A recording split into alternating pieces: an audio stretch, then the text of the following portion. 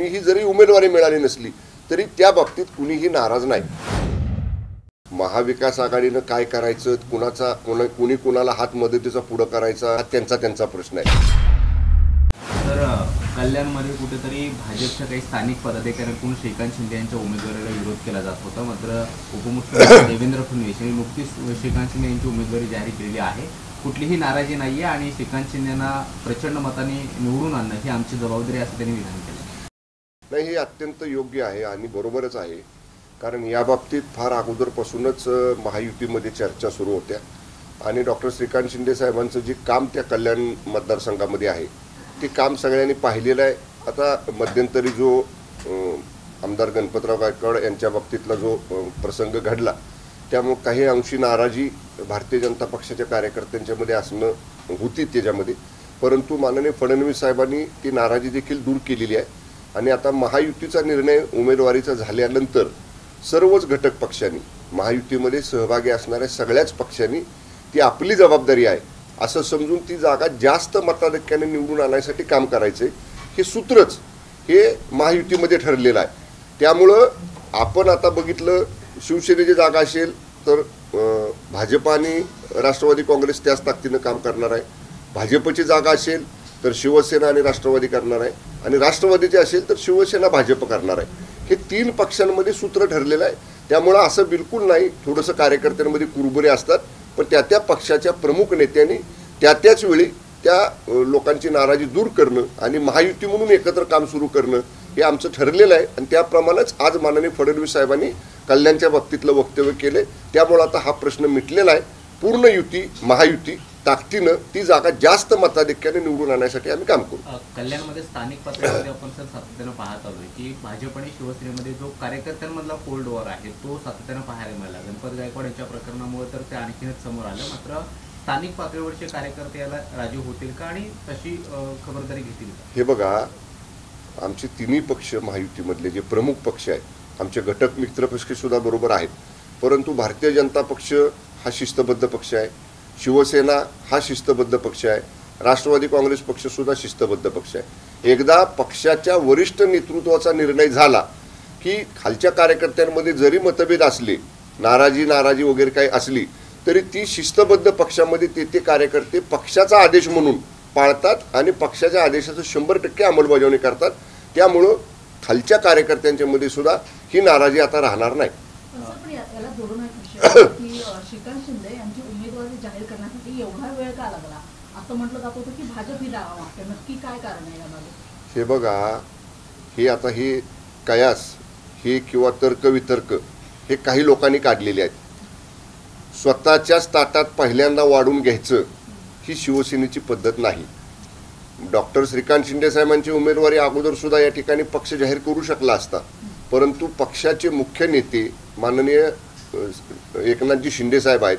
असं नाही ना, मागं बघितलं 2.5 वर्ष आपण एकाच कुटुंबामधले सरकारचं नेतृत्व मोठे नेते करत होते आणि त्यांचे युवराज पहिल्याच यादीत मंत्रिमंडळामध्ये आले।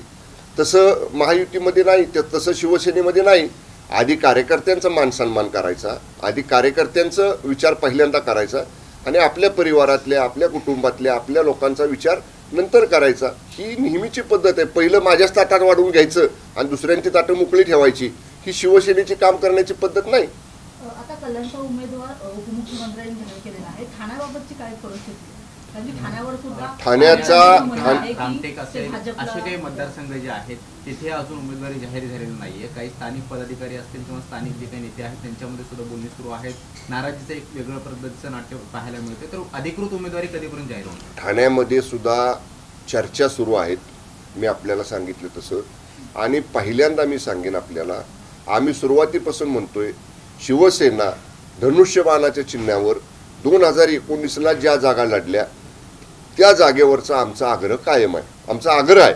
परंतु 3 वरिष्ठ नेते जे आमचे महाराष्ट्रामधले आहेत, माननीय शिंदे साहेब, माननीय फडणवीस साहेब आणि माननीय दादा, हे तिघजण एकत्र बसतील आणि सगळ्या जागांवरती सन्मानजनक, कुणाचीही नाराजी राहणार नाही असा सन्मानजनक तोडगा हे तिघजणही मिळून काढतील। त्यामुळं आग्रह राहणं, आग्रह धरणं हे आमच्या कार्यकर्त्यांचं, आमचं सगळ्यांचं काम आहे। परंतु जेव्हा आपण कार्यकर्ते आग्रह धरतो आणि त्याच्या बाबतीतले अधिकार आपल्या वरिष्ठ नेत्यांना देतो, जे उच्च नेते सगळ्यात मोठे नेते आपले त्यांना देतो, तेव्हा ते यातला योग्य सन्मानजनक तोडगा किंवा सन्मानजनक मार्ग नक्की काढतील. ज्या काही जागा शिल्लक राहिलेल्या आहेत वाटप करायच्या त्यामध्ये सुद्धा चर्चा करून व्यवस्थितशीर चर्चा करून कुणाचीही नाराजी राहणार नाही, असाच सन्मानजनक तोडगा लवकरच निघेल. रामटेकच्या जागेसाठी शिवसेनेची हीच आग्रही भूमिका अगदी शेवटपर्यंत राहणार आहे. नाही, आमच्या संदर्भामध्ये आपण रामटेकचा तर निर्णय झाला ना, कृपाल तुमानेंच्या बाबतीतला म्हणताय ना आपण. हा, नाशिकच्या बाबतीतलं म्हणाल तर तिथं सुद्धा आमचा आग्रह आहे, कारण नाशिकमध्ये हेमंत गोडसे साहेब आमचे विद्यमान खासदार आहेत, तिथले आमदार पक्षाचे असतील, तिथले पालकमंत्री आमचे असतील, या सगळ्यांनी माननीय मुख्यमंत्री एकनाथजी शिंदे साहेबांच्याकडं आग्रह धरलेला आहे की नाशिकची जागा ही आम्हालाच मिळाली पाहिजे. जसं आपण ठाण्याच्या बाबतीत म्हटलात तसंच नाशिक बाबतीत असेल, रत्नागिरी सिंधुदुर्ग बाबतीत असेल, शिवसेना आग्रही आहे. परंतु आम्ही जसं म्हटलं आपल्याला, आम्ही आग्रह जरूर धरू, आम्ही आमची बाजू अगदी प्रकर्षानं त्या ठिकाणी वरिष्ठ नेत्यांकडे मांडू, परंतु निर्णय हा हे तिघजण एकत्र बसून घेतील. आणि निर्णय घेताना मी एवढंच सांगेन आपल्याला, सगळ्याच जागांच्या बाबतीत निर्णय घेताना कुठेही नाराजी कुणाची राहणार नाही आणि सन्मानजनक तो निर्णय असेल, एवढं मी आपल्याला खात्रीने सांगेन. सर, शिवसेनेच्या वरिष्ठ नेत्यांची आज बैठक आहे, सगळे मंत्री सुद्धा बैठकीला उपस्थित असणार आहेत, मुख्यमंत्री स्वतः असणार आहेत. बैठकीचा अजेंडा नेमका काय आणि निवडणुकीच्या पार्श्वभूमीवर ही महत्त्वाची बैठक मानली नाही, बैठका आमच्या नेहमीच होत असतात आणि निवडणुकीच्या पार्श्वभूमीवर तर नियमितच बैठका असतात.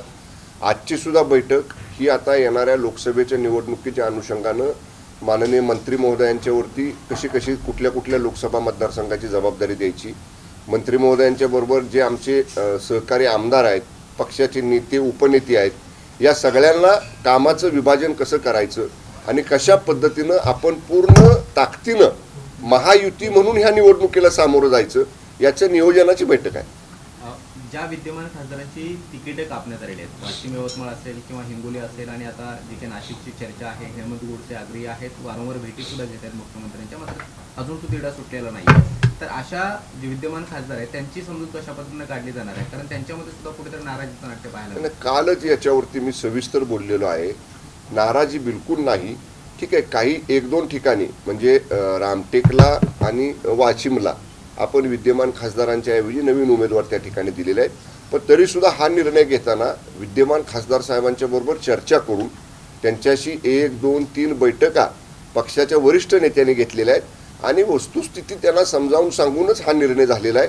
सन्मानजनक यातनं मार्ग आपण काढलेला आहे आणि जरी ते आज खासदारकीची उमेदवारी त्यांना मिळाली नसेल तरी पक्षामध्ये त्यांचा मान सन्मान रुतबा हा कायम ठेवला जाईल, त्यांना पक्षामध्ये मानाचं स्थान राहील, हे पक्षाच्या वतीनं आम्ही स्पष्ट केलेलं आहे. त्यामुळे कुणीही जरी उमेदवारी मिळाली नसली तरी त्या बाबतीत कुणीही नाराज नाही. सांगितलं ना, आता सांगितलं 6 वेळा तर जे उमेदवार लोकसभेचं सदस्यत्व तर बहाल करतात, कामं करतात आणि अशांची तर तिकीटं कापली जातात, काय एकंदरीत हे बघा, आता निवडणुकीच्या पार्श्वभूमीवरती जी प्राप्त परिस्थिती असते त्याप्रमाणे पक्षाच्या वरिष्ठ नेतृत्वाला किंवा पक्षाच्या कार्यकारिणीला निर्णय घ्यावा लागतो. ठीक आहे ना. जरी मी आता म्हटलं उमेदवारी नाकारली तरी याचा अर्थ असा नाही की ते पक्षाच्या प्रक्रियेपासून पूर्ण बाजूला आहेत. त्यांना त्याच तोलामोलाचं निश्चितपणे मानाचं स्थान हे पक्षामध्ये कायमच राहणार आहे. त्यामुळे बिलकुल अशी नाराजी कुठेही नाही. ओके, सांगितलं, दोन्ही सांगितलं मी, तुम्ही उशीर आला नाही, कशाला रिपीट घ्या ना पुन्हा. महाविकास आघाडीच्या अनुषंगाने एक प्रश्न, अजूनही नाना पटोले हे प्रकाश आंबेडकर यांना मदतीचा पुढे करतायत की त्यांनी ज्यांचं जे काय प्रपोजल होतं किंवा ते मान्य करावं आणि 2 जागा घेऊन त्यांच्यासोबत मैत्रीचा पुढे करावा, तर याकडे कसं पाहताय? नाही, बघा, महाविकास आघाडीनं काय करायचं, कुणी कुणाला हात मदतीचा पुढं करायचा, पुढं मदतीचा केलेला हात कुणी हातात घ्यायचा का झिडकारायचा, हा त्यांचा प्रश्न आहे. पण माननीय बाळासाहेब आंबेडकर साहेबांनी अगोदर सांगितलेलं आहे की महाविकास आघाडीच्या चर्चा करताना आम्हाला त्यांना कधी बोलवलं गेलं नाही. त्यांना बोलवलं तरी काही अंशी चर्चेमध्ये त्यांना बाहेर ठेवलं गेलं बाजूला. त्यामुळं त्यांचं स्पष्ट भूमिका आहे की या बाबतीतली तुमच्या बहुजन वंचितची भूमिका त्यांनी त्यांची स्वतंत्र भूमिका जाहीर केलेली आहे. आता नाना पटोले काय म्हणतायत किंवा आणखीन कोणी काय म्हणताय हा त्यांचा प्रश्न आहे. माननीय बाळासाहेब आंबेडकर त्याच्यावर योग्य विचार करतील, काय निर्णय घ्यायचा तो घेतील. सातारा जे आहे ते अजून उमेदवारी जाहीर झालेली नाही महाराष्ट्राचे, उदयनराजे जे आहेत ते मीच उमेदवार आहे म्हणतात, नक्की काय होत? नाही, हे बघा, मी मगाशी सांगितलं आपल्याला, तिसरा टप्पा, चौथा टप्पा आणि 5वा टप्पा हे उर्वरित जे 3 टप्पे लोकसभा निवडणुकीचे आहेत तिथली चर्चा सुरू आहे. मतदारसंघनिहाय, लोकसभा मतदारसंघनिहाय चर्चा सुरू आहे. चर्चेतनं मार्ग निघेल आणि निश्चितपणे स्थानिक जे सातारा जिल्ह्यामधले आमदार आहेत, खासदार आहेत, लोकप्रतिनिधी, जिल्हा प्रमुख सर्व पक्षांचे आहेत, या सगळ्यांशी आपापला पक्ष चर्चा करतोय. चर्चा करून त्यातनं योग्य मार्ग निघेल. निवडणुकीच्या कालावधीत मंत्र्यांची काही वक्तव्ये जी आहेत ती चर्चेचा विषय बनलेले आहेत. कोल्हापूरमध्ये हसन मुश्रीफ यांनी एक वक्तव्य केलं की मंडलिकांसाठी वेळ पडली किंवा गरज भासली तर हेलिकॉप्टरमधून लोक आणू. तुम्ही या सगळ्या विधानाकडे कसं पाहताय? अशा पद्धतीने विधान जर मंत्री करतात. नाही, स्टार प्रचारकांना हेलिकॉप्टरमधनंच जावं लागतं, कारण जे पक्षाचे स्टार प्रचारक आहेत त्या स्टार प्रचारकांना एका दिवशी 4-4, 5-5 सभा वेगवेगळ्या जिल्ह्यांमध्ये जाऊन घ्याव्या लागतात आणि त्याच्यासाठी रितसर निवडणूक आयोगाची परवानगी काढून पक्षाच्या अकाउंटवरनं पैसे खर्च करून हेलिकॉप्टरने किंवा विमानांनी स्टार प्रचारकांना जावं लागतं. मान्य मुश्रीफ साहेबांचा उद्देश तो होता की वेळ प्रसंगी लोकांना, म्हणजे स्टार प्रचारकांना असं त्याला म्हणायचं असेल. प्रतिभा दानोरकर म्हणतात की भाजपची लक्ष्मी स्वीकारा पण काँग्रेसलाच मतदान करा. नाही, आता हे त्यांनी कुठल्या अर्थानं बोलल्यात मला माहीत नाही, परंतु या वक्तव्यावरनं पाठीमागं न्यायालयीन प्रक्रिया सुद्धा झालेली होती. या मागच्या काही निवडणुकीमध्ये असंच लक्ष्मी दर्शनाचा विषय काही नेत्यांनी काढला होता किंवा काही वक्तव्य आली होती आणि त्या बाबतीत न्यायालयात गेल्यानंतर न्यायालयानं सुद्धा याच्या बाबतीतले काही भूमिका स्पष्ट केलेल्या आहेत.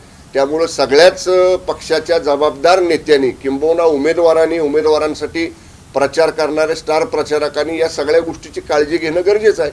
Okay, thank you.